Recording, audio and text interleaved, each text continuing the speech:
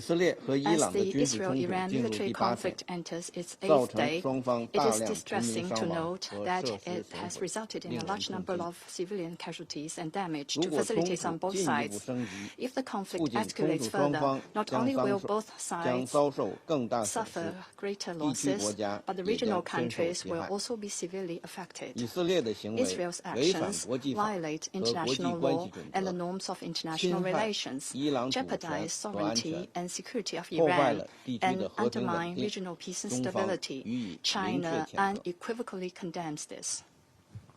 Chinese President Xi Jinping has put forward a 4-point proposal regarding the current situation.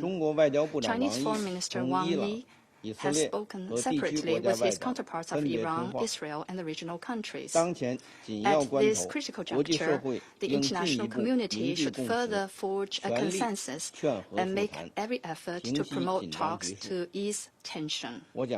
I will make 4 points. First, there must be an immediate ceasefire and an end to fighting.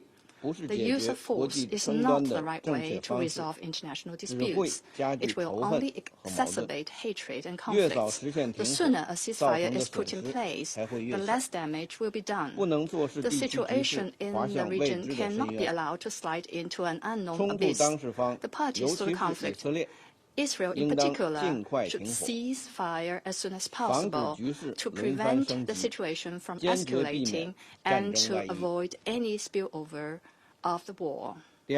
Second, the safety of civilians must be ensured. The red line of protecting civilians in armed conflicts must not be crossed at any time, and the indiscriminate use of force is unacceptable. The parties to the conflict must strictly abide by international law, resolutely avoid harming innocent civilians, refrain from attacking civilian facilities, and facilitate the evacuation of third country nationals. Third, we must stay committed to dialogue and negotiation. Communication and dialogue are the right paths to lasting peace. The current conflict has interrupted the negotiation process on the Iranian nuclear issue. The attacks on multiple Iranian nuclear facilities set a dangerous precedent and could have catastrophic consequences. We must not waver in the general direction of a political settlement to the Iranian nuclear issue, and we must persist in returning the Iranian nuclear issue to the track of a political solution through dialogue and negotiation. China welcomes the talk in Geneva among foreign ministers of UK, France, Germany, and the High Representative of EU for Foreign Affairs and Security Policy and the Foreign Minister of Iran.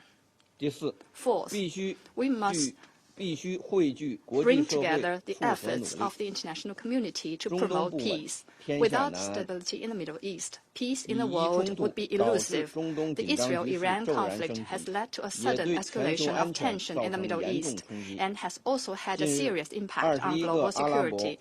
Recently, 21 Arab and Islamic countries issued a joint statement of foreign ministers calling for a ceasefire, resuming talks on the Iranian nuclear issue, and maintaining lasting peace in the region, which China fully supports. The international community, especially major countries with special influence on the parties to the conflict, should make efforts to cool down the situation rather than the opposite. The Security Council, as the primary body responsible for maintaining international peace and security, should play a greater role in this regard. We support the Council in taking necessary actions in a timely fashion.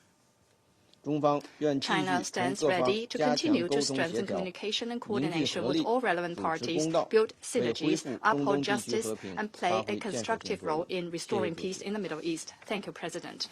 I thank the representative of China for his statement, and I give the floor now to the representative of Pakistan. Thank you, Madam President. I would like to thank Secretary General Guterres for his presence and thoughtful and compelling remarks. Secretary General, you spoke about a defining moment and our collective future, as well as collective responsibility. And we fully agree with you and your call to give peace a chance, and in that context, your appeal to end the fighting and return to negotiations. I'm also thankful to Under-Secretary General Di Carlo for her complimentary briefing, as well as the briefing by Director General Grossi. We note in particular his view that diplomatic solution is within reach with necessary political will. Madam President, last Friday, the Council had an emergency session in the wake of Israel's military strikes, violating the sovereignty and territorial integrity of Iran in flagrant violation and contravention of the UN Charter and fundamental principles of international law. 1 week later, as a result of such irresponsible behavior, the situation has only exacerbated, with grave implications for regional and international peace and security. Pakistan strongly condemns the unjustified and illegitimate aggression by Israel. We stand in solidarity with the people of Iran. We unequivocally denounce the blatant attacks and military strikes carried out by Israel, which constitute a grave danger and a serious threat to the peace, security, and stability of the entire region and beyond, with serious implications. We offer our sincere condolences and sympathies to the brotherly people of Iran on the loss of life as a result of these unprovoked attacks. The ensuing humanitarian crisis and civilian toll on both sides is also deplorable. International humanitarian law must be complied by all sides. The attacks against nuclear facilities for peaceful purposes are deeply troubling. Such attacks contravene international law, the Charter of the UN, Statute of the IAEA, and relevant IAEA General Conference resolutions on the issue. It is the responsibility of the IAEA to clearly pronounce its legal position with regard to such attacks, as well as to report it to the Board of Governors and to the Security Council about the legal safeguards, safety and security implications of such attacks. The agency should fulfill that responsibility. Madam President, the latest crisis has aggravated the existing tensions in the region, arising from Israel's continuing ruthless assault on Gaza that has resulted in an unprecedented humanitarian catastrophe for the innocent Palestinians, as well as its recurring violations of international law in Syria, Lebanon, and Yemen.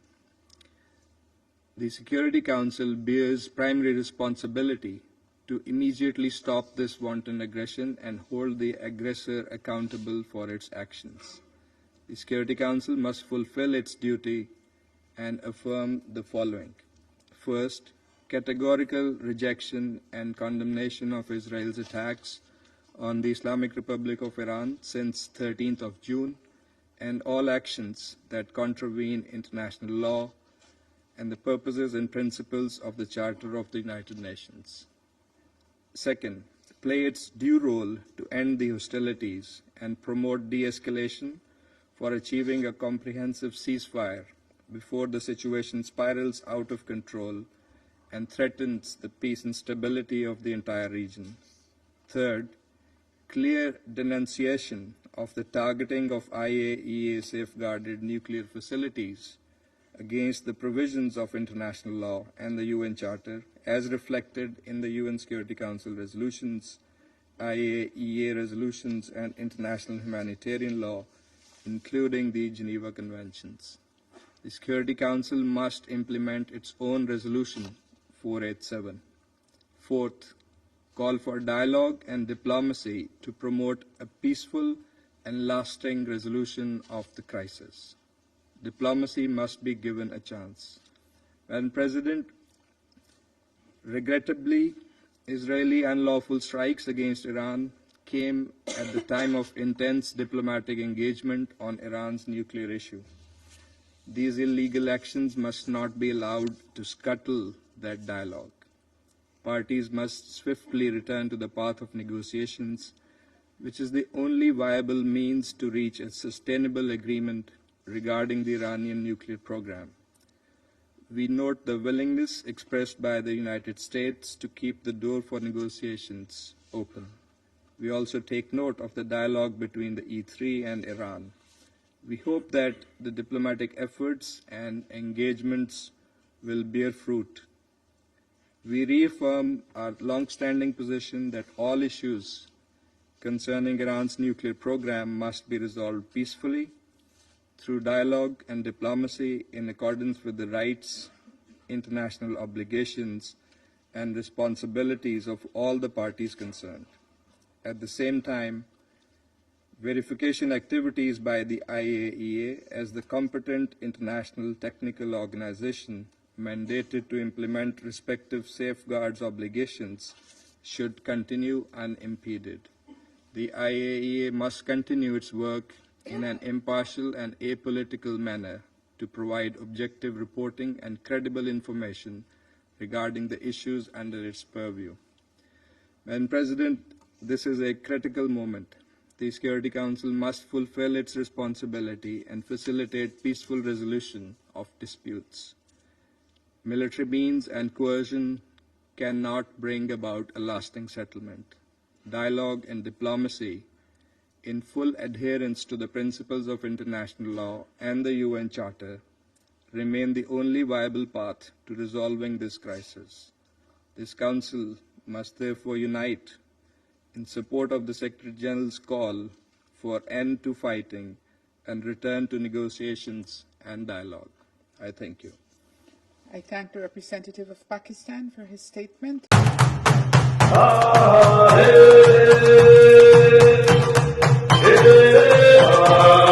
This is Adaka Africa, bringing you the latest. Tell us what you think in the comment. Like and share to friends and family. See you in the next video.